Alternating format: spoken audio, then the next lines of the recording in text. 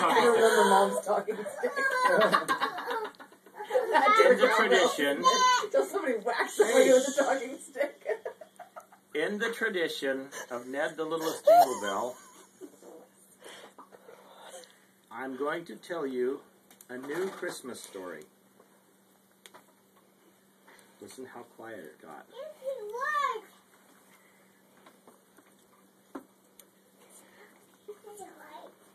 There's a lamp falling on my head. S'more Valley was a beautiful little community located in the high Rocky Mountains. The people of S'more Valley prided themselves in one thing. They had one export, and that was graham crackers. They made the most delicious graham crackers anywhere.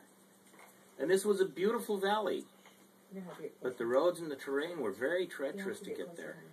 And after the settlers hiked in and out a little bit, they decided they needed to do something different.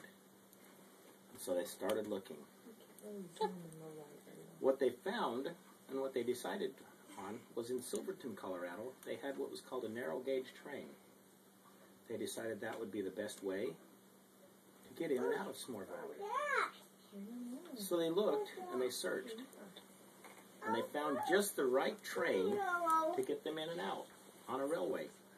This was no ordinary train. This was a European tank engine.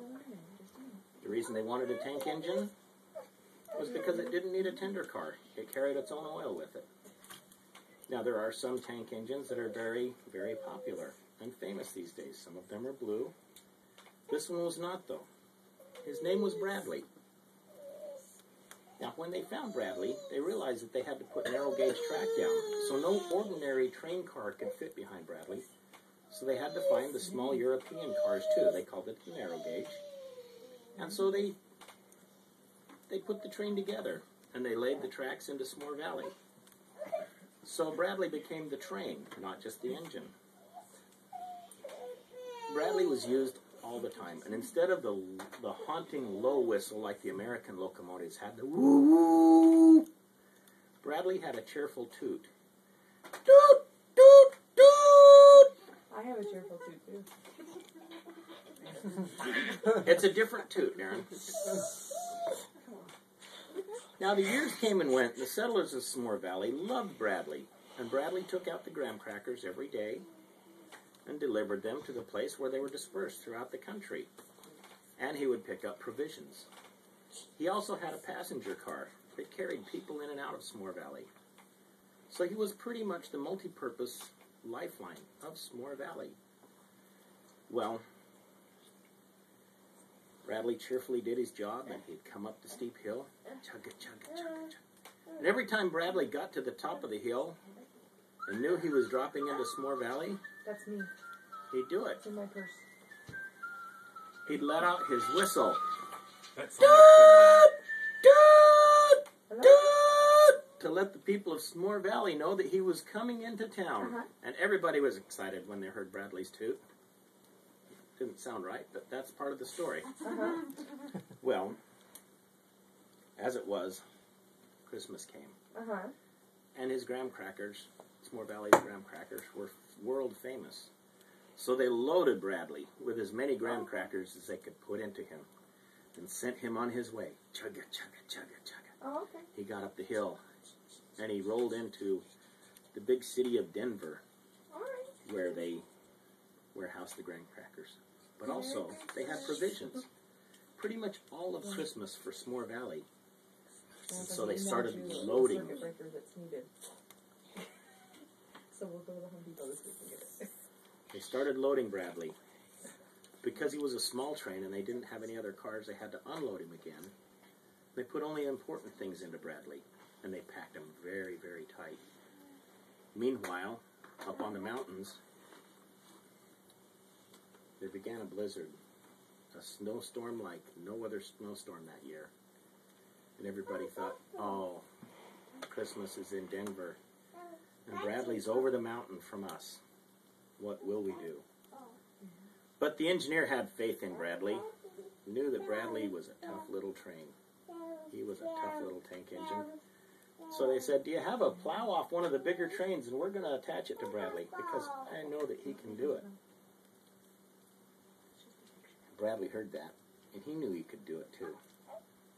So they put the plow on and affixed it to Bradley. And he chugged out of Denver. Chugga-choo, chugga-choo, chugga-choo, chugga-choo. Toot! Toot! And Bradley started up the hill into the snow. Chugga-choo, chugga-choo. Now, some trains said, I think I can, but not Bradley. Bradley was a little train that can do. And he said, I can do this. I can do this. I can do this. I can do this. I can do this. I can do this. And the plow pushed the snow. And it got deeper and deeper. I can do this. I can do this. I can do this. And the people of S'more Valley heard the echoes over the mountains. I can do this. I can do this. I can do this. I can do this. I can do this. I can do this. I can do this. And he pushed the snow and he crested the hill. I can do this. I can do this. And he tooted. I did it! Toot! Toot! And he let out a great big triumphant whistle.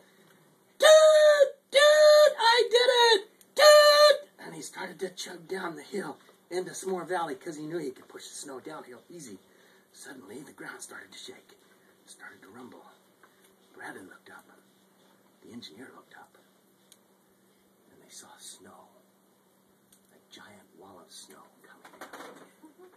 The snow covered Bradley. The snow covered the train tracks. The snow continued to roll right on down into S'more Valley. It covered S'more Valley.